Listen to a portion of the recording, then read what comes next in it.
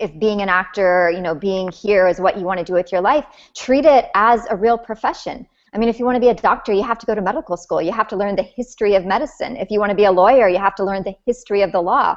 So I say, yes, you should absolutely read the great biographies. You should read the great theorists. You should know where you come from. You should read the great playwrights, because all of those things, feed your understanding of not just your craft, but also your culture.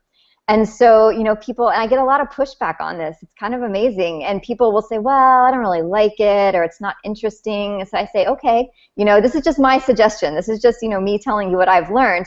But if you don't want to read those things, find something that does inspire you and move you and feed your imagination. Because at the end of the day, that's what you're doing as an actor. You've got to stretch that imagination. If you don't stretch, it's a muscle. If you don't use it, it's going to atrophy. And the people, the most interesting actors and the people that are doing, the performances that you want to watch over and over again are, those are the people you want to emulate. And those are the people, that their imaginations are just obviously so full and so rich.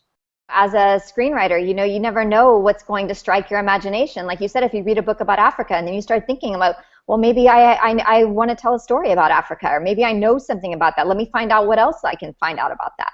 And it's sort of a never-ending thing. One thing begets another, begets another, begets another, and it's just, and it's so simple and so inexpensive. I had one of my students tell me the other day that, his Kindle he couldn't buy a Kindle, and he couldn't afford to order books off Amazon. And I said, there's this great place where you can go.